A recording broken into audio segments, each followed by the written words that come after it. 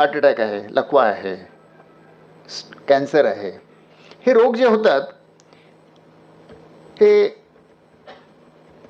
रोग बहुतांशी लोक कसं जगतात याच्यावर निर्भर आहेत. म्हणजे तसं हे डॉक्टरांवर अवलंबून नाहीत. हे रोग, या रोगांची निर्मिती माझ्या जगण्यातनं होते किंवा मी ज्या समाजात जगतो त्या समाजामध्ये काय सुरू आहे त्याच्यामुळे होते. जीवनशैलीचे रोग असं आजकाल यांना आपण म्हणायला लागलेलो आहोत. याच्यातल्या काही गोष्टी माझ्या हातात आहे, काही गोष्टी सरकारच्या हातात आहेत. आणि म्हणून निरोगी जगायचं असेल तर आरोग्य स्वराज्यमधला जो दुसरा भाग आहे तो असा की निरोगी जगायचं असेल तर निरोगी जगलं पाहिजे. इतकं सोपं आहे की निरोगी राहायचं असेल तर निरोगी पद्धतीने राहायला पाहिजे. आणि ते सुदैवाने स्वतः व्यक्तीच्या हातात आहेत. आणि त्यामुळे आरोग्य स्वराज्य पुन्हा स्वमध्ये स्थित राहील. निरोगी जर राहायचं असेल, हे जे रोग होतात, हृदयरोग किंवा कॅन्सर जेव्हा होतो तेव्हा अचानक आपल्याला वाटतं की मला हृदयरोग झाला, कॅन्सर झाला, पण तो वर्षानुवर्ष होत असतो. एका दिवशी फक्त तो आपल्याला कळतो की मला हा झाला. आणि त्यावेळी मग रुग्णालयात जाणं किंवा डॉक्टरकडे जाणं याशिवाय काही पर्याय नसतो. आणि रुग्णसेवा अतिशय महाग आहे हेही आपल्याला माहीत आहे. तरी सुदैवाने भारतामध्ये अनेक जागी उत्कृष्ट रुग्णसेवा, लातूरमध्येच खरं म्हणजे फार चांगल्या डॉक्टरांची आणि रुग्णालयांची फार चांगली परंपरा आहे. पण खरं आरोग्य स्वराज्य होईल जर मला हे रोगच नाही झाले तर. विषाची परीक्षा कशाला घ्यायची, तशी मृत्यूसोबत कशाला दोन हात करायचे. आणि ते माझ्या हातात आहे. तर मग निरोगी राहायचं असेल मला तर निरोगी जगलं पाहिजे. कसं जगलं पाहिजे, सोपं लक्षात राहावं म्हणून 6 सूत्र फक्त मी उल्लेख करणार आहे. ती सूत्र अशी बघा. एक पहिली गोष्ट, आहार जो आपला आहे तो आपलं आरोग्य कसं राहतं याचा मोठा भाग आपला आहार ठरवतो. दिवसाला जवळजवळ 3 ते 5 किलो अन्न आणि द्रव पदार्थ आपण आपल्या पोटात घेतो. पण त्याची निवड आपण कशी करतो, कोणत्या आधारावर करतो. एक निवड आपण करतो माझ्या जिभेला काय आवडतं, चवीला काय आवडतं त्याच्यानुसार. दुसरी निवड आपण करतो की माझ्या आईने मला काय चव लावली. बरं, पुरुषाची याच्यात स्थिती मोठी वाईट होते. म्हणजे पुरुषाला एक लहानपणी त्याची आई बिघडवते, मग लग्न होऊन बायको येते. बायको सुरुवातीला 1-2 वर्ष नवऱ्याच्या कलांना घेते, पण मग ती आपली नखं काढते. आणि मग बाई काय म्हणते, स्वाभाविक बाई म्हणते की तिच्या माहेरी जे होतं, तिची आई जे करत होती तेच चांगलं जेवण. त्यामुळे बायको तिच्या माहेरचं जेवण पुरुष खातो बिचारा. आणि मग घरात सून येते. मग अजून पुन्हा मग पुरुषाला 3 वेळा तरी आपल्या आरोग्याच्या सवयी बदलाव्या लागतात. तर म्हणून मी आजकाल असं तरुण मुलांना सांगतो की जेव्हा मुलगी बघायला जाल तेव्हा मुलीकडे बघू नका, मुलीच्या आईकडे बघा. कारण ती मुलगी काही दिवसांनी तशीच वागणार आहे आणि तशीच दिसणारही आहे. तर बघून घ्या ती पुढे कशी दिसणार आहे. तर आपला आहार जो आहे तो आपण नकळत लहानपणी लागलेल्या सवयी, आणि आपल्या आईलाही कुठे कळत होतं, तिची आई जे करत होती ते ते माझी आई करते असं. ते परंपरा, म्हणजे परंपरा सगळ्या चूक नसतात, पण अनेक परंपरांना काही नीट वैज्ञानिक आधार नसतो. तर एक आपले जे आहार आहे ते आपल्या चवीनुसार किंवा सवयीनुसार होतं. दुसऱ्या आहाराची निवड जी आहे ती थोडं आठवून बघा. 25 वर्षापूर्वी तुम्ही पिझ्झा खात होते का? आता खाता? नूडल्स पूर्वी खात होते का? आता खाता? आजकाल बालवडीची मुले आईला म्हणतात, आई मॅगी नूडल्स दे. हे कुठून आलं? आलू चिप्स कुठून आले? पूर्वी तर नव्हते. जगात कुठेतरी असतील, भारतामध्ये नव्हते. इतक्या झपाट्याने कोणी लोकप्रिय केले? थोडंसं जर आपण पाहिलं तर आपल्या लक्षात येईल की अरे कंपन्यांनी ठरवलं हे की आता भारतीय लोकांना मॅगी माहीत नाही. अरे अरे अरे, यांना ते मॅगीचं वरदान दिलंच पाहिजे म्हणून मॅगी नूडल्स त्यांनी सुरू केलं. आणि मग कंपन्या ठरवतात की आपण काय खावं.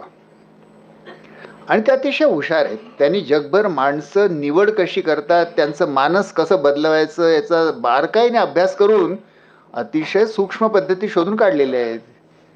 मग आजकाल माणसं कोणाचं ऐकतात? माणसं अभयभंगांचं ऐकत नाहीत. माणसं राजकीय नेत्यांचंही ऐकत नाहीत. मग राजकीय नेते काय करतात, भाषणाला जायचं असेल तर एखाद्या नटीला घेऊन जातात. अरे राजकीय नेत्याच्या भाषणाला सोडा, आजकाल सामाजिक कार्याच्या पुरस्कारालाही नटी लागते. म्हणजे अभिनेते आणि अभिनेत्री हेच जीवनाचे आदर्श होतात आहेत. आणि ते अभिनेते अभिनेत्री जेव्हा जाहिरातीमध्ये येऊन ऐश्वर्या राय किंवा माधुरी दीक्षित नाचतात आणि म्हणतात मॅगी खाओ, तर आपण खातो. पण आपले आहाराची निवड अतिशय हुशारीने कंपन्या ठरवतात आहेत. म्हणून माझा आहार, जो माझं आरोग्य ठरवण्यामध्ये इतकं महत्त्वाची भूमिका माझा आहार करतो, पण त्याची निवड मी अजाणता करतो. लहानपणी ज्या सवयी लागल्या त्या, किंवा माझ्या घरच्या स्त्रीला ज्या सवयी लागल्या त्यानुसार ती स्वयंपाक करते, किंवा कंपन्या मला जे विकतात आणि मी खावं. म्हणून आपला आहार जो आहे तो आपण ठरवत नाही आहोत. अमेरिकेमध्ये एक पद्धत आहे की गुरांना स्टॉल फिडिंग करतात. म्हणजे एका जागी बांधून ठेवतात गुरांना आणि तिथल्या तिथेच त्यांना खाऊ घालतात. काय त्यांनी खायचं तो मालक ठरवतो, शेतकरी जो आहे तो ठरवतो, आणि तशा प्रकारचं कॅटल फीड तो त्यांना खाऊ घालणार. तर मरेपर्यंत ती गुरं तिथेच एक दिवशी कापायला घेऊन जातात त्यांना. तसं कधी कधी मला वाटतं आपण सगळे आजकाल असं स्टॉल फेड आहोत का, की काय खावं ते रेशनच्या शॉपमध्ये काय मिळावं ते पंतप्रधान ठरवतात. 80 कोटी लोक तेच खातात. गडचिरोलीच्या जंगलामध्ये कधी कोणी गहू खात नव्हता. तिथले लोक तिथल्या खेड्यात भात निर्माण करायचे, ते खायचे. आता घरोघरी गहू आला, ज्वारी गेली. तर आपण काय खातो हे राष्ट्रीय योजना तरी ठरवतात किंवा कंपन्या तरी ठरवतात. म्हणून स्टॉल फिडिंगच जणू आपलं होत आहे. आपण काय खावं हे दुसरेच कोणीतरी ठरवतात आहे. आणि ते दुसरे कोणीतरी ठरवत आहेत, त्यांचा हेतू चांगलाच असेल असं आवश्यक नाही आहे. कंपनीला कोणत्याही कंपनीचं नाव घेत नाही मी क्षणभर, पण कोणत्याही कंपन्यांना त्यांचा माल खपवायचा आहे. त्यांना काही तुमच्या आरोग्याची काळजी नाही पडलेली आहे, म्हणून ते तुम्हाला त्यांचा माल खपेल असं जाहिराती देणार. तर आपल्याला आपल्या आहाराची निवड सावधपणे, थोडासा विज्ञानाची माहिती घेऊन त्याच्यानुसार ती निवड केली पाहिजे. अगदी संक्षेपात सांगायचं असेल तर काय लक्षात ठेवावं की एक, आपल्या आहारामध्ये सॅच्युरेटेड फॅट कमीत कमी असावं. आपण जे स्निग्ध पदार्थ खातो, तेल, तूप वगैरे वगैरे, लोणी, हे याच्या सगळ्यामध्ये फॅट आहे. त्या फॅटमध्ये सॅच्युरेटेड फॅट आणि ट्रान्स फॅट हे दोन. ट्रान्स फॅट तर अतिशय धोक्याचे. ट्रान्स फॅट कशात निर्माण होतात, तळताना निर्माण होतात. त्यामुळे तळलेलं अन्न धोक्याचं.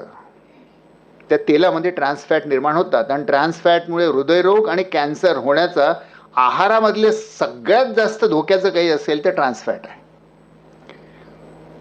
आणि दुसरं की जे मांसाहारामध्ये किंवा तुपामध्ये, लोण्यामध्ये जे फॅट आहे ते सॅच्युरेटेड फॅट आहे. सॅच्युरेटेड फॅट काही शून्य नाही करतायत, पण ते कमीत कमी ठेवावं, म्हणून लो सॅच्युरेटेड फॅट.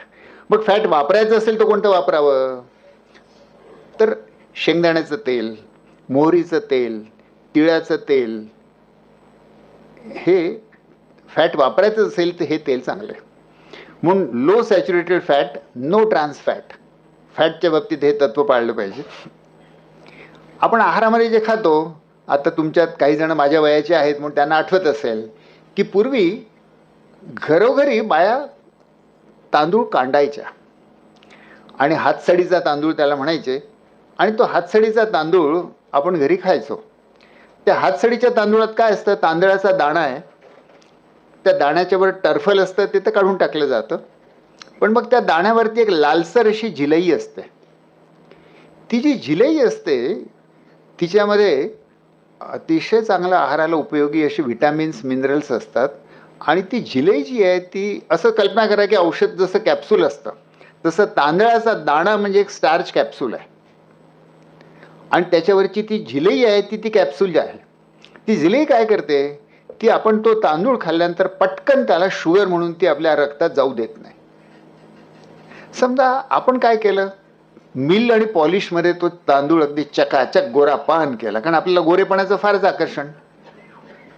तर त्यामुळे मी गोरा नाही तर काय करणार, तांदूळ गोरा खाईन मी, त्याच्याने काही मी गोरा होत नाही. तर तांदूळ आपण गोरा केला, पांढरा केला, आणि ती जिलई काढून टाकली. पॉलिश्ड राईस म्हणजे ती जिलई काढलेली असते, ती पोटात टाकली की त्याची फटकन ब्लड शुगर होते आणि ब्लड शुगर वाढते. तर फायबर नसलेलं कार्बोहायड्रेट, याला रिफाईंड कार्बोहायड्रेट, खूप बारीक दळलेलं मैदा आहे त्याचं क्लासिक उदाहरण. तर मैदा आणि मैद्याचे जे पदार्थ आहेत ते घातक आहेत. ज्याचं कार्बोहायड्रेट तत्काळ रक्तामध्ये पोटामध्ये गेल्यानंतर रक्तात जातं ते घातक आहे, कारण त्याच्यामुळे जणू काही डायबिटीसच्या रुग्णासारखी आपली शुगर पटकन वाढते आणि त्याच्यानंतर काही तासांनी पुन्हा पटकन भूक लागते, म्हणून दोन्हीकडनं घातक. ते रिफाईंड कार्बोहायड्रेट, एक सोपी युक्ती सांगतो त्याची, जे खाल्ल्यानंतर दातांना चिपकतं ते रिफाईंड कार्बोहायड्रेट असतं. आता आठवून बघा, तुम्ही पांढरी ब्रेड खाता काय होतं, तुम्ही पार्ले ग्लुकोज बिस्किट खाता काय होतं, दातांना चिपकतं. जे जे दातांना चिपकतं ते तर नक्कीच रिफाईंड कार्बोहायड्रेट असतं. त्याशिवाय देखील तांदूळ पांढरा असेल तो रिफाईंड कार्बोहायड्रेट असतो, म्हणून आपल्याला रिफाईंड कार्बोहायड्रेट कमी ठेवायला पाहिजे, फायबर जास्त ठेवायला पाहिजे. फायबर कशात मिळतं तर त्यातलं महत्त्वाचं म्हणजे भाज्या आणि फळं. वैज्ञानिक असं म्हणतात आहेत आता की जे लोक जेवणामध्ये रोज 5 फळं आणि भाज्या घेतात त्यांना हृदयरोग आणि कॅन्सरचा धोका 50% कमी होतो. म्हणजे याचा अर्थ माझं हृदयरोग आणि कॅन्सर मी 50% कमी करू शकतो. मेडिकल बिल देण्याच्या ऐवजी फळवाल्याचं बिल द्या, आणि फळ चवीलाही चांगलं लागतं. मेडिकल ऑपरेशन काही चवीला चांगलं नाही लागत. तर म्हणून आपल्या आहारामध्ये जर आपण बदल केला की रोज 5 फळं आणि भाज्या, बरं म्हणजे काय भाजी म्हणजे मग एक नुसती चिमटीला लागणारी भाजी नाही, एक माप म्हणजे किती ते 150 ग्रॅम, ढोबळ मानाने एक वाटी भरून भाजी आणि त्याच आकाराचं किंवा तेवढं फळ, असं 5 तरी वेळा आपण घ्यायला पाहिजे. 5 फ्रूट्स अँड व्हेजिटेबल. तर आहारामध्ये या गोष्टी जर आपण केल्यात तर हृदयरोग आणि कॅन्सरचा धोका 50% कमी होतो. म्हणजे 50% आरोग्य स्वराज्य झालं. दुसरं म्हणजे दारू आणि तंबाखू, हे दोन जे आहेत, हे ग्लोबल बर्डन ऑफ डिसीज स्टडीचा मी उल्लेख केला. त्यांनी असा जगभरामध्ये होणारे जेवढे मृत्यू आहेत आणि रोग आहेत ते कशामुळे होतात याची कारणं, आणि मी जसं म्हणालो की 4 अब्ज लोकांच्या आरोग्याच्या माहितीवर आधारित हे अभ्यास आहेत. त्या कारणांमध्ये त्यांनी असं पाहिलं की 7 कारणं सगळ्यात जास्त रोग आणि मृत्यू निर्माण करतात. त्या 7 कारणामध्ये एक आहे एअर पोल्युशन, दुसरं आहे ब्लड प्रेशर, तिसरं आहे कुपोषण. त्या 7 कारणामध्येच आहे तंबाखू आणि दारू. तर आता एअर पोल्युशन कदाचित दुर्दैवाने तुमच्या तत्काळ हातात नाही. तंबाखू आणि दारू मात्र मी घ्यायचं की नाही घ्यायचं याचं नियंत्रण मी स्वतः करू शकतो. तंबाखूमुळे जगामध्ये 80 लाख मृत्यू दरवर्षी होतात आणि दारूमुळे 32 लाख मृत्यू दरवर्षी होतात. रोग किती होतात ते तर अजून वेगळंच आहे. तर तंबाखू आणि दारूपासून दूर राहणं हे आपलं आरोग्य सांभाळण्यासाठी एक नियम अजून आवश्यक आहे. शरीर निसर्गाने दिलं आहे वापरण्यासाठी आणि आपण त्याला स्पेशलाइज करतो आहोत न वापरण्यासाठी. आता सरासरी सुशिक्षित मध्यमवर्गीय माणसाला जो टेबलवर बसून किंवा कॉम्प्युटरसमोर काम करतो त्याला दिवसभरात व्यायाम कोणता होतो तर त्याला व्यायाम फक्त होतो काही दिवसांनी. सांगतो मी तुम्हाला की 100 वर्षांनंतर महाराष्ट्रातल्या मध्यम वर्गाचे सांगाडे जर कुठून शोधून काढले तर काय दिसेल त्याच्यात उजव्या हाताचा अंगठा असा खूप मोठा झालेला दिसणार आहे. याचं कारण की आजकालचं मुख्य शारीरिक श्रम जे आहे ते उजव्या हाताच्या अंगठ्याला होतं. म्हणजे कसं, नोटा मोजणे, पेनने लिहिणे, आणि तिसरे TV समोर बसून रिमोट कंट्रोल. म्हणजे उठून ते टीव्हीचं बटन चॅनल बंद करण्याचे श्रम नको. तर शरीराचा जेव्हा आपण काहीच उपयोग करणार नाही तर ते शरीर काय म्हणेल, मग याला ठेवायचं कशाला शरीर, याच्या आत्म्यालाच राहू द्या. तर शरीराचा उपयोग नाही केला तर ते कुजतं आणि कुजलं की ते वेगवेगळ्या रोगांच्या रूपात प्रगट होतं. म्हणून रोज 30 ते 40 मिनिटं काही ना काही व्यायाम हवा. सगळ्यात सोपा व्यायाम चालणे, पण ज्याला जमत असेल सायकलिंग, ज्याला जमत असेल स्विमिंग, ज्याला जमत असेल खेळणं, आणि हेही जमत नसेल तर सांगतो तुम्हाला, बाया खुश होतील, पुरुष नाराज होतील माझ्यावर, घर झाडणे, कपडे धुणे. हे मी काय माझ्या मनातलं सांगत नाही आहे. अमेरिकेमध्ये अभ्यास झालेले आहेत की हे हाऊसहोल्ड वर्क जे आहे हे जरी 30 मिनिटं केलं तर व्यायामाचे फायदे मिळतात. आणि म्हणून कोणत्या ना कोणत्या रूपात व्यायाम आपल्या जीवनात हवं. आपल्या पूर्वजांनी काही चांगल्या गोष्टी शोधून काढलेल्या आहेत आणि त्यातलं योग ही एक त्यातली उत्तम गोष्ट आहे. हा आपल्याला वारसा परंपरेने मिळालेला आहे, त्याचं महत्त्वही आपल्याला कळत नाही, पण ते मिळालेलं आपल्याला सांस्कृतिक भांडवल आहे. तर योगामुळे जे व्यायामाने फायदे होतात त्याला पूरक काही गोष्टी योगामुळे होतात. व्यायामामध्ये स्नायू आकुंचित होतात, योगामध्ये स्नायू स्ट्रेच होतात. तर स्ट्रेचिंगचे फायदे आणि शिवाय प्राणायाम आणि ध्यान यामुळे मन शांत होतं. हे निरोगी जीवनशैलीत अजून काय हवं? ब्रिटनमध्ये सध्या एक नवं मंत्रालय सुरू करण्यात आलं आहे. हे मी आता विनोद म्हणून सांगत नाही आहे. नवं मंत्रालय आहे. त्या मंत्रालयाचं नाव आहे दी मिनिस्ट्री ऑफ लोनलीनेस. एकटेपणाचं मंत्रालय. एकटेपणा हा त्रास इतका जास्त व्यापक झालेला आहे की त्यासाठी त्यांनी वेगळं मंत्रालय, जसं शिक्षण मंत्रालय, उद्योग मंत्रालय, तसं लोनलीनेसचं मंत्रालय. तर एकटेपणा हा एक आजकाल वैश्विक रोग झालेला आहे. का झाला? पूर्वी अख्खं गाव म्हणून विचार करायचं, अख्खं कुटुंब म्हणून विचार करायचं, अख्खा मोहल्ला म्हणून जगायचा. आजकाल आपण सगळेजण एकटे एकटे जगायला लागलेलो. आपलं विचार करण्याचं, आपल्या स्वार्थाचं युनिट मी. प्रत्येकच गोष्ट जेव्हा मीच्याच अवतीभोवती फिरते तेव्हा मीला असं वाटतं की मी मोठा स्वार्थ माझा साधतोय, पण तो विसरतो की माणूस एकटा जगण्यासाठी निर्माण झालेला नाही. आज आमच्या मुलाचा अमृतचा एक लेख लोकमतमध्ये आलेला आहे. पण इव्होल्युशन आपल्याला काय सांगते? गडचिरोलीच्या जवळ ताडोबाचं जंगल आहे. त्या जंगलात तुम्ही गेलात, सांबारांचा कळप किंवा हरणांचा कळप फिरतोय आणि त्यातल्या एखाद्या हरणाला किंवा सांबाराला जर असं दिसलं की जवळ कुठेतरी झुडपामध्ये वाघ दबा भरून धरून बसलाय, तर आता त्या सांबाराने काय करायला पाहिजे? तो जर माणूस असता तर त्याने हुशारीने विचार केला असता की माझा फायदा कशात आहे? इतरांच्या लक्षात येण्याच्या अगोदर मी पळून जातो. मला सगळ्यात पहिल्यांदा कळलं आहे की वाघ आहे, याचा मला फायदा आहे, तर मी पळून जातो. ते सांबार तसं नाही करत. ते सांबार एक अलार्म कॉल देतं, जोरात ओरडतं इतर कळपातल्या इतर सगळ्या सांबारांना सावध करण्यासाठी, आणि अख्खा कळप चौखूर पळतो. आता प्रश्न असा की या सांबाराने हे का करावं? त्याला खरं म्हणजे कळलं आहे की वाघ आहे, तर आपण त्याचा फायदा घेऊन सगळ्यात पहिले पळून जावं.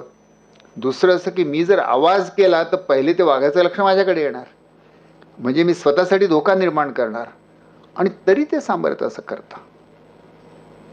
याचं कारण निसर्गाने सगळी प्राणी जमात ही हार्ड वायर्ड आहे की मला नुसता माझा स्वतःचा नाही पण समुदायाचा विचार करायचा आहे. आणि म्हणून हे काही नुसतं महात्मा गांधींचं तत्वज्ञान किंवा संतांचं तत्वज्ञान नाही आहे की शेजाऱ्यावर प्रेम करा. बायोलॉजिकली डार्विन सांगेल आपल्याला की biologically you are hard wired. स्पेसीजला वाचवा. इंडिव्हिज्युअल जगतो की नाही जगत हे महत्त्वाचं नाही, अख्खी मानवजात जगली पाहिजे. तर पण आपलं सगळं जीवन बघा कसं सगळं स्पर्धेच्या अवतीभोवती विणलेलं आहे. बालवाडीमध्ये KG मध्ये ॲडमिशनसाठी पोरांच्या परीक्षा घेतात, तर तिथून जी स्पर्धा सुरू होते, जीवनाच्या प्रत्येक क्षणामध्ये स्पर्धा आहे. शाळेत जाण्यासाठी स्पर्धा, शाळेनंतर शाळेच्या वर्गामध्ये स्पर्धा. ती TV वर एक जाहिरात तुम्ही पाहिली असेल, आजकाल दिसत नाही मला ती, पण पूर्वी यायची. एक ब्लॅक अँड व्हाईट जाहिरात होती. 2 बाया एक अशा काहीतरी सार्वजनिक बगीच्यामध्ये बसून एका बेंचवर बसून गप्पा मारतात आहे आणि बाया विणतात आहे काहीतरी हाताने, स्वेटर वेटर. अचानक एका बाईचं मूल धावत धावत येतं, शाळेच्या पांढऱ्या ड्रेसमध्ये आहे, असेल 5वी-6वी मधलं मूल असेल, धावत धावत येतं आणि आईला म्हणतं की आई आई मला 95% मार्क मिळाले. आता आईने काय करायला हवं? त्या जाहिरातीतली आई उठते आणि म्हणते लेकिन राजू को कितने मिले? तुला किती मिळाले इट्स इमटेरियल. दुसऱ्या मुलांच्या तुलनेत तू कुठे उभा राहतो? आई जेव्हा मास्तरीण होऊन जाते आणि ती आपल्या मुलाचं कौतुक करायचं की नाही करायचं हे देखील स्पर्धेच्या तुलनेने विचार करायला लागते, तेव्हा त्या मुलाचं काय होईल? मग एक अशी पिढी निर्माण होते. गडचिरोलीमध्ये शिबिर आम्ही घेतो अगदी पहिली पहिली जेव्हा शिबिरं घेतली तेव्हा काही मुंबईची मुलं होती, काही गडचिरोलीची आदिवासी मुलं होती. एक खेळ आम्ही त्यांना, की समजा तुम्ही दोघांच्या जोड्या केल्या, तर तुम्ही जंगलातनं जाता, अचानक समोरून एक वाघ आला, तर काय कराल? तर गडचिरोलीची आदिवासी मुलं म्हणाली, काय करणार, दोघं मिळून त्या वाघाशी लढू, जगलो तर दोघेही जगू, नाही तर दोघेही मरू. मुंबईची 2 मुलं होती, तर त्यांची जोडी होती. त्यातला मुलगा असं म्हणाला की मी जोरात पळत सुटेन. तर मी त्याला म्हणालो, अरे तू किती जोरात पळाला तरी तू काय वाघापेक्षा जास्त गतीने थोडी पळू शकणार आहे? नाही म्हणे, वाघापेक्षा जास्त गतीने पळायची गरज नाही, हा माझा सोबती आहे, त्याच्यापेक्षा जास्त गतीने पळालो की वाघाच्या तोंडात तो जाईल, म्हणे मी जिंकलो. म्हणजे मित्राला देखील जी वाघाच्या तोंडात देते त्याला स्पर्धा असे म्हणतात. आणि आपण सगळेजण सध्या दुर्दैवाने दिवस रात्र त्या स्पर्धेच्या जीवनामध्ये आणि जगामध्ये जगतो. आपणच जगतो असं नाही, आपल्या मुला मुलींना देखील जबरदस्तीने त्याच्यात ढकलतो आहोत. या स्पर्धामय जीवनाचा मानसिक ताण तो होतोच होतो, पण प्रत्येक माणूस एकटा बनतो. स्पर्धेचं तत्व काय करतं? स्पर्धेचं तत्व असं करतं की अख्खं जग विरुद्ध तू एकटा. सगळे जग तुझं दुश्मन आहे, ते तुला लुटायला टपलेलं आहे, सगळ्यांशी तुला स्पर्धा करायची आहे. आणि बघ बरं, त्याच्यातनं जगला तर जगशील. सगळे जग तुझं शत्रू आहे. सगळ्या जगाला जे शत्रू किंवा स्पर्धक म्हणून बघायला शिकवतं, अशा जगात आपण आज जगतो. आणि त्यामुळे प्रत्येक जणाला लोनली वाटतंय, प्रत्येक जण रडतोय की मी एकटा आहे. खरं म्हणजे एकटा मी स्वतःला करतो. आणि म्हणून मग या एकटेपणावरती काय करावं?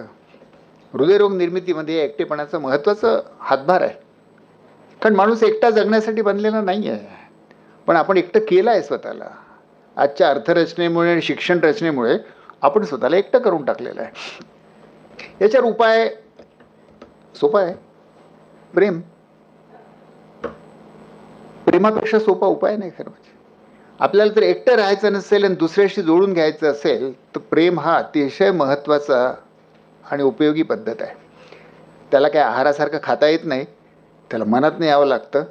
आणि ते बॉलिवूड टाईपचे प्रेम आपण म्हणत नाही आहोत, पण आपल्याला एकमेकांविषयी जी आपुलकी वाटते आणि सोबतच त्याच्या जबाबदारी वाटते, त्याला प्रेम म्हणतात. ज्याच्यात नुसतंच अट्रॅक्शन वाटतं पण जबाबदारी काहीच वाटत नाही, ते प्रेम नाही. तर प्रेम, एकमेकांच्या प्रती प्रेम म्हणजे आजच्या जगामध्ये इतकं दुर्मिळ झालेलं आहे. अमेरिकेमध्ये 80च्या दशकामध्ये गंमत झाली. एका माणसाच्या घरी काहीच नव्हतं, घरी कोणीच नव्हता, एकटाच. एक म्हातारी होती, मला वाटतं एकटीच होती बाई, घरी कोणीच नाही. तिच्या घरी एक कुत्रं होतं पाळलेलं, पेट डॉग म्हणतात त्याला. तिचं पेट डॉग मेला. आता काय करायचं? तर तिने एक दगडच ठेवला घरात आणि त्या दगडालाच ती लहान बाळासारखं वागवायला लागली. त्याला नाव दिलं तिने, त्याला कपडे घालायचे, त्याला आंघोळ घालायची. माझा हा पेट रॉक आहे म्हणे. पेट डॉग होता, त्याच्या जागी हा पेट रॉक. आता कोणीतरी टी व्हीवाल्याला ही स्टोरी भेटली त्याच्यात, त्याने टी व्हीवरती स्टोरी दाखवली. अमेरिकेमध्ये मोठी फॅशन झाली, लोक पेट रॉकच पाळायला लागले. मग पेट रॉक तर कोणी कंपनीवाले मागे कशाला राहतील? ते म्हणाले की तुमच्या पेट रॉकला काही अन्न पाहिजे की नाही, म्हणून त्यांनी पेट रॉक फूड बाजारात आणला. तर लोक मग पेट रॉक फूड आणून आपल्या पेट रॉकला खाऊ घालायला लागले. पेट रॉक क्लोथ्स आले, पेट रॉकला कपडे घालायला लागले, त्याला थंडी वाजते म्हणे. तर अमेरिकेमध्ये पेट रॉक पाळण्याचं खूप प्रकरण झालं. माणसांना खरं म्हणजे काय करायचं होतं? कोणासोबत तरी नातं जोडायचं होतं. कोणीच भेटत नाही तर दगडासोबत नातं जोडायला लागले. पहिल्यांदा मी हसलो, पण मला वाटलं अरे आपण आपल्या देशात हेच करतो की, याला आपण मूर्तीपूजा म्हणतो. तो आपला देव, त्या देवासोबत आपण नातं जोडतो आणि ते नातं माझ्या मनातच असतं. आणि तो दगडातला देव इतका सुंदर आहे की तो काहीही मागत नाही, कोणतेच नखरे करत नाही. तुम्ही म्हणाल तसा राहतो, तुम्ही म्हणाल तुमच्या सगळ्या इच्छा तो पूर्ण करतो. ह्याच्याहून जास्त अजून प्रेम देणारा कोण असू शकतो? त्यामुळे भक्ती हे प्रेमाचे जणू काही पुढचं पाऊल आहे की जे माणसाचं एकटे पण दूर करतं. त्यामुळे मी निरोगी कसा जगू याचे विविध गोष्टी आपण बघत होतो. त्याच्यामध्ये आपण आहार पाहिला, आपण व्यसनापासून दूर राहणं पाहिलं, आपण व्यायाम पाहिला, आपण योग आणि प्राणायाम ध्यान पाहिला, आपण प्रेम, दुसऱ्यांसोबत नातं, दुसऱ्यांसोबत नातं जोडायला जर काही नसेल तर दुसरं एक फार चांगलं साधन असतं. आजकाल बरीच माणसं रिटायर व्हायला लागलीत. काही माणसांना रिटायरमेंटच्या अगोदरही वेळ असतो. दुसऱ्यांची सेवा करणं ह्याच्याहून जास्त अनुबंध जोडण्यासारखं उपयोगी, पण मला ते एकटेपणातनं सुटका देतं की. म्हणून गांधीजी म्हणाले, जेव्हा गांधीजींना विचारलं की जीवनात पुढे काय करू असा प्रश्न पडतो तेव्हा काय करावं, त्यांचं प्रसिद्ध वाक्य आहे. ते म्हणाले की फार सोपं आहे. I shall give U A टॅलिस्मन. मी तुला एक जादूची तावीज देतो, त्याच्याने हा प्रश्न सुटेल. काय तर असा जेव्हा प्रश्न पडेल की मी जीवनात काय करू, तेव्हा तुझ्या डोळ्यासमोर तू आण तुझ्या आयुष्यभरात तू पाहिलेला सगळ्यात दुःखी कष्टी हतबल माणूस कोण, आणि मग स्वतःला प्रश्न विचार की या माणसासाठी मी काय करू शकतो. तो जो माणूस आहे तो तुझ्या मनातलं सगळं कन्फ्युजन, सगळे प्रश्न दूर करेल. त्या माणसाला ते म्हणाले टॅलिस्मन, जादू की तावीज, जो माझ्या जगण्याला सार्थकता देतो. माझ्या जगण्याला सार्थकता माझे स्वतःचे लाड करून मिळत नाही. स्वतःचे लाड करून फक्त सुख मिळतं, सार्थकता मिळत नाही. सार्थकता सहसा माणसाला आपल्यापेक्षा वेगळ्या दुसऱ्या कोणाशी तरी नातं जोडण्यात मिळते.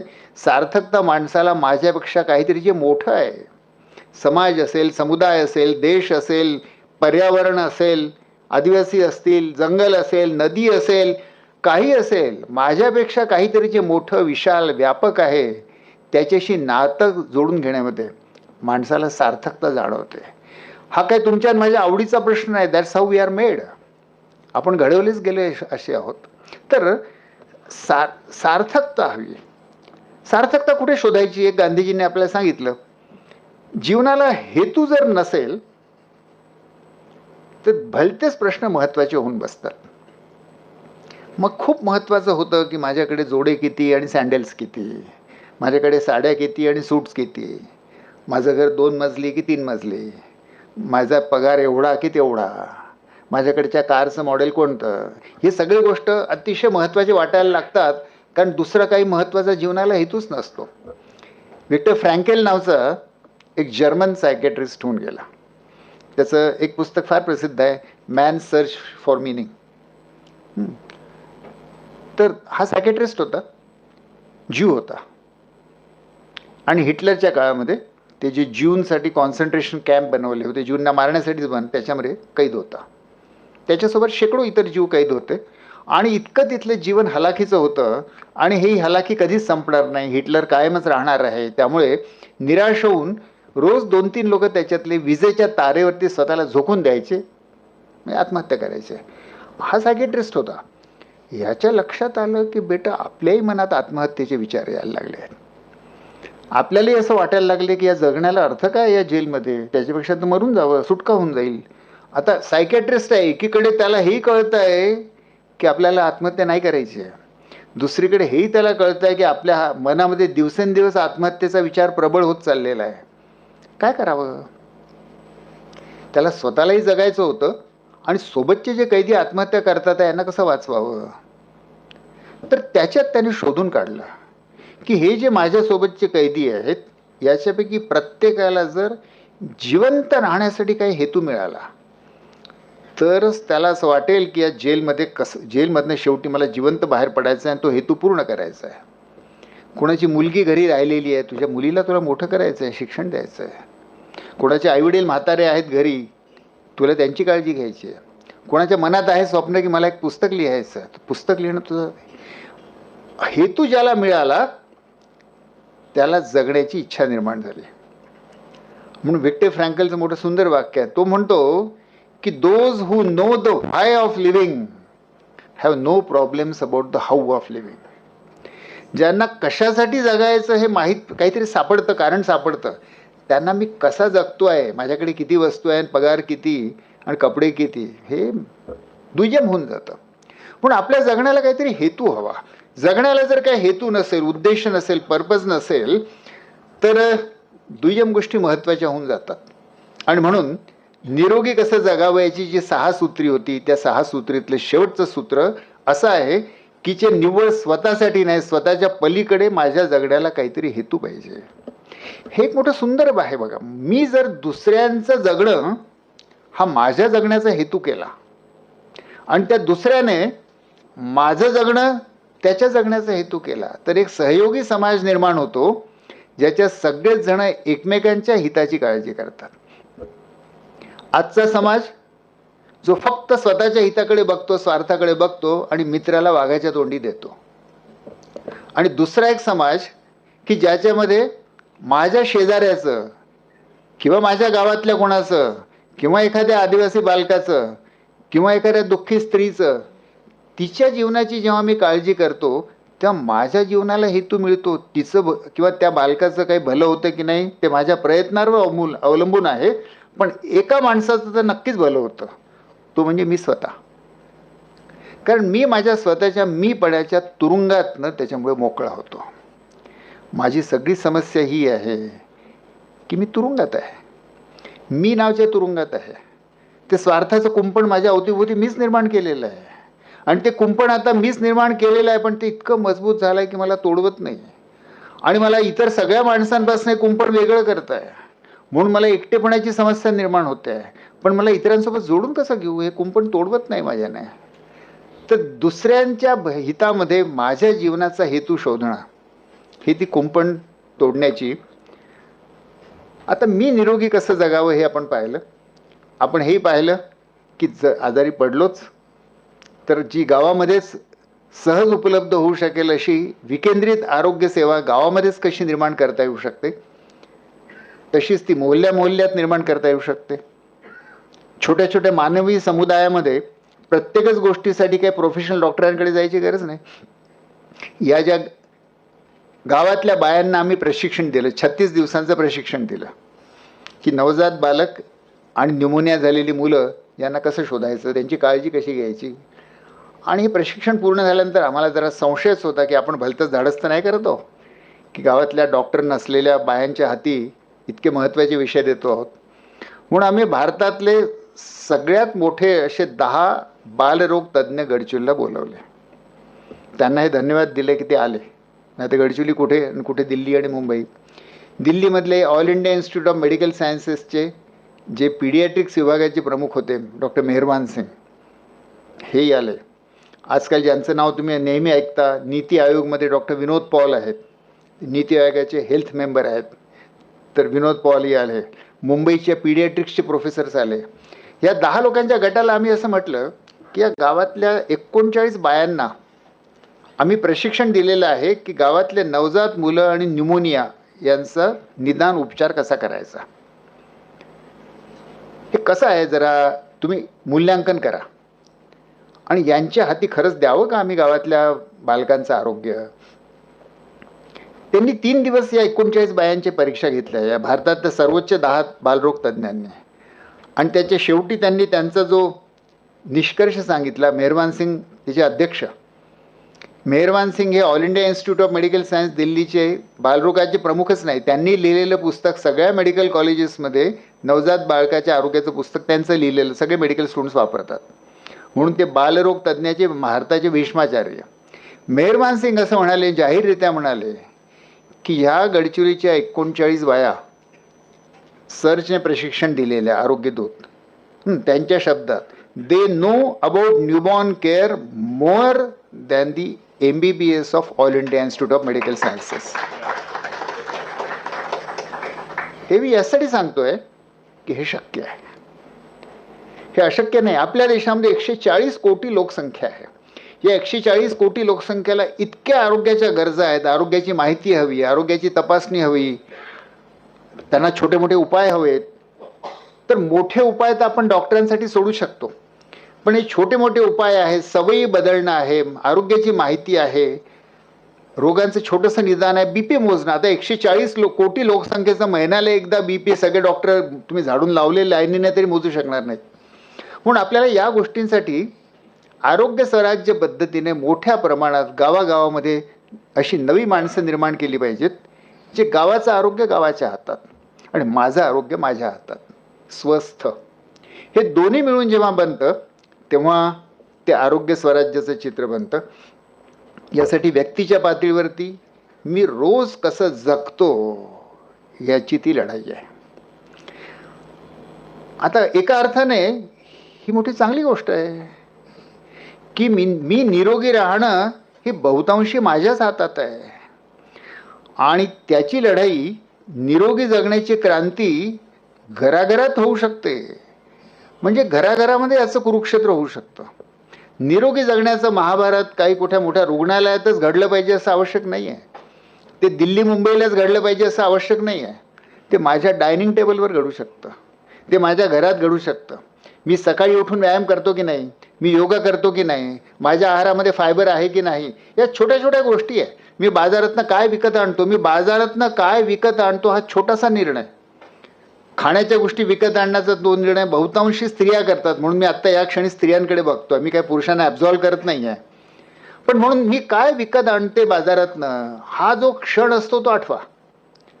आणि त्यावेळी मग तो निर्णय तुम्ही कशाच्या आधारावर करता, तर तुम्ही जर थोडंसं शोधून पाहाल आपलं मन, तर तुमच्या लक्षात येईल की तुम्ही काय निवड करता हे अवलंबून असतं. एक, तुमची आई काय निवडत होती. दुसरं, तुमच्या शेजारणी काय निवडतात. तिसरं, चवीला काय चांगलं लागेल. आणि चौथं, स्वाभाविकपणे स्वस्त काय पडेल. या गोष्टीवरती तुम्ही निवड करता. पण त्याच्यापैकी पाचवं देखील एक जोडा अशी मी विनंती करेन की माझ्या कुटुंबाच्या आरोग्याला चांगलं आहे का. माझ्या नवऱ्याला आणि मुलाला मी विष तर नाही खाऊ घालत आहे. माझा हेतू किती चांगला असेल पण जर मी DDT खाऊ घातली मुलाला आणि नवऱ्याला तर कसं. तर मग सॅच्युरेटेड फॅट मी द्यावं का, मी रिफाईंड कार्बोहायड्रेट द्यावे का, मी रोज मिठाया द्याव्या का. तर हे बायांना गुन्हेगार नाही ठरवत आहे मी त्यांच्या हातात एक साधन देतो आहे की जीवनामध्ये आहारामध्ये क्रांती करण्याचं एक सुरुवात पर्चेसिंगच्या मार्केटिंगच्या वेळेला होते. तिथे करता येते, जेवणाच्या टेबलवर करता येते. आपल्या लहान मुलांना जेव्हा तुम्ही आहाराची सवय लावता, सकाळी घाई असते, घाईमध्ये ती मॅगी नूडल बनवून पोराला पटकन शाळेत पाठवणं हे बायांना फार सोपं झालं आहे. स्वाभाविकच आहे, त्यांना ऑफिसमध्ये जायचं आहे. त्याच्याऐवजी पटकन बनवता येतात पण निरोगी असे आहाराचे कोणते प्रकार आहेत. ओट्स वापरता येतील. उत्तर भारतामध्ये सत्तू नावाचा एक प्रकार आहे, फार चांगला असतो. न्यूट्रिशन फार चांगलं त्याच्यात. तो भाजून ठेवलेलं असतं, तुम्ही नुसतं दुधात टाकलं आणि कालवलं की सत्तू रेडी. 2 मिनिटामध्ये सत्तू बनतो. तर आपल्याला हे बघायला पाहिजे की वेळेची घाई आहे बाईला, घरच्या बाईला, पण मुलांना कोणत्या चवी मी लावते आहे. कारण आज जी मॅगी नूडलची सवय लागते ते मूल आयुष्यभर सोडू शकणार नाही. म्हणून तरुण मुलांना त्यांचे मित्र दारूची सुरुवात करतात तेव्हा त्यांना माहीत नसतं की ते काय त्याच्या आयुष्याचं मातेरं करतात आहेत. पण तसंच मी आयांना विचारेन की तुम्ही तुमच्या लहान मुलाला बालवाडीत किंवा पहिलीत जाताना जे सोबत खायला देता ते त्याच्या आयुष्याचं मातेरं करणार आहे का. त्याच्यातून त्याला डायबिटीस होणार आहे का, हृदयरोग होणार आहे का, याचा विचार आपल्याला करता येईल. आणि असं नाही की स्त्रियांची वेळ महत्त्वाची नाही, त्यांची वेळ त्यांनाही घाई आहे स्वाभाविकपणे. पण आहाराचे असेही प्रकार आहेत की जे पटकन बनवता येतील. तर हे सगळे प्रकारांचे आपण शोध घेतले पाहिजेत. आणि यूट्यूबवर आता इतकी माहिती उपलब्ध आहे, काही खोटी देखील आहे, काही खोटे दावे देखील आहे, पण तेवढं विवेक आपल्याला वापरावं लागेल. तर आरोग्य स्वराज्यामध्ये प्रत्येक माणसाला जर स्वतःच्या आरोग्यासाठी स्वतः सक्षम व्हायचं असेल तर थोडी माहिती घ्यावी लागेल, थोडे जीवनाचे चॉईसेस, अन्नाचे चॉईसेस, व्यायामाचे चॉईसेस, व्यक्तीच्या पातळीवरती निरोगी जगा. आणि यासाठी सुदैवाने बघा, जसं एक तर म्हणालो की मोबाईल फोन हे याचं अतिशय प्रभावी साधन आहे. मोबाईल फोनचा वापर भारतीय बायांनी इतक्या झपाट्याने आणि क्रिएटिव्हली केला आहे की दंग राहून जावं. काही दिवसांपूर्वी मला आम्ही जिथे आदिवासी तालुक्यात राहतो तो गडचिरोली जिल्ह्याचा तालुका आहे धानोरा. हा धानोरा तुम्ही कधी काळी ऐकलं असेल तर महाराष्ट्रातला सगळ्यात जास्त नक्षलवादी व्हायलन्स असलेला तालुका होता. त्याची सीमा जिथे छत्तीसगड सोबत आहे तिथे एक मुरुमगाव नावाचं एक आदिवासी गाव आहे आणि तिकडून छत्तीसगडमधनं रस्ता येतो. तर एक दिवशी मला त्या गावातल्या आदिवासी बायांनी फोन केला की डॉक्टर साहेब तुम्ही ताबडतोब या, आम्ही बेकायदेशीर दारू पकडली आहे. म्हणून मी गेलो. तर ते सीमेवरचं ते गाव, तिथल्या बायांनी मिळून छत्तीसगडमधनं येणारा बेकायदेशीर दारू काढणारा एक ट्रक त्यांनी पकडला. त्यात 11,000 दारूच्या बाटल्या होत्या. त्या त्यांनी पकडल्या. म्हणून मी त्यांचं कौतुक केलं आणि मग म्हणालो तो गुन्हेगार कुठे आहे. तर त्या म्हणाल्या तो तर पळून गेला म्हणे. मी म्हणालो अरे त्याला शिक्षा नाही करता येणार. नाहीची म्हणे. त्यांनी खिशातनं मोबाईल फोन काढला आणि मला व्हिडिओ फिल्म दाखवली, त्या जीपचा नंबर, आणि तो जीपवाला पळून जातोय तो. म्हणजे गडचिरोलीच्या आदिवासी बाया इतक्या हुशार झाल्या की त्या पटकन अशा क्षणी देखील त्यांनाही बुद्धी सुचली की याचा व्हिडिओ घेऊन ठेवावा. त्यांनी पुरावा निर्माण करून ठेवला. शेवटी त्याला जेत झाली. तर या मोबाईल फोनचा आणि ॲपचा उपयोग खूप आरोग्यासाठी करता येऊ शकतो.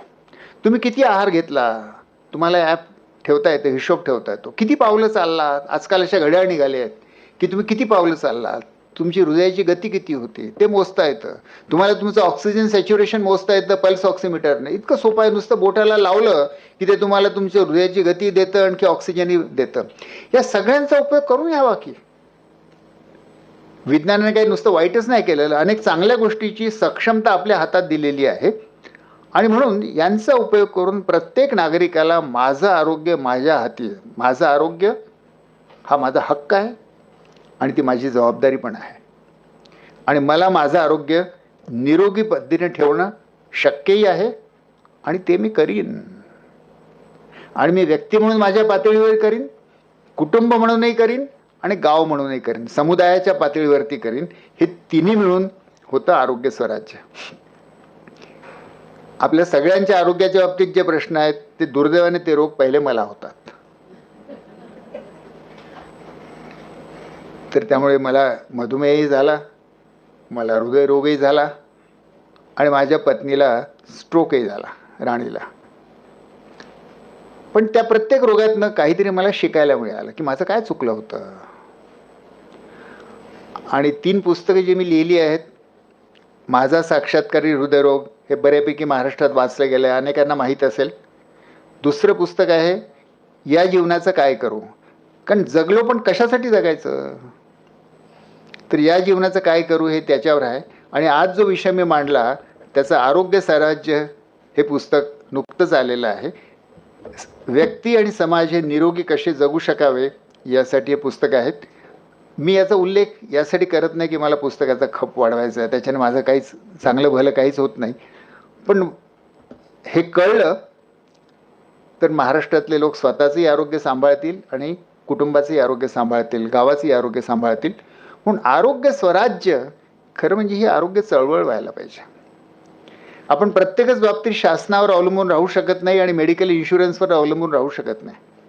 मेडिकल इन्शुरन्स काय करतं, जसं मृत्यूचा इन्शुरन्स आहे. मृत्यूचा इन्शुरन्स मृत्यू टाळत नाही. तुम्ही मेलात तर ते फक्त उरलेल्या लोकांना काहीतरी भरपाई देतं. तुम्ही मरायचे ते मरताच, किंवा तुम्ही मेल्याशिवाय ती भरपाईच मिळत नाही, म्हणून पहिले मरा.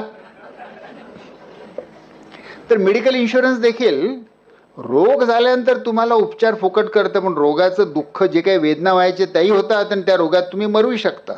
मेडिकल इन्शुरन्स हे रोग वाचवत नाही, उपचाराची किंमतपासून तुम्हाला वाचवतात. ते चांगलंच आहे, उपचाराच्या किमतीपासून वाचवणं हे उपयोगी आहे, तेव्हा मेडिकल इन्शुरन्स जरूर काढावं.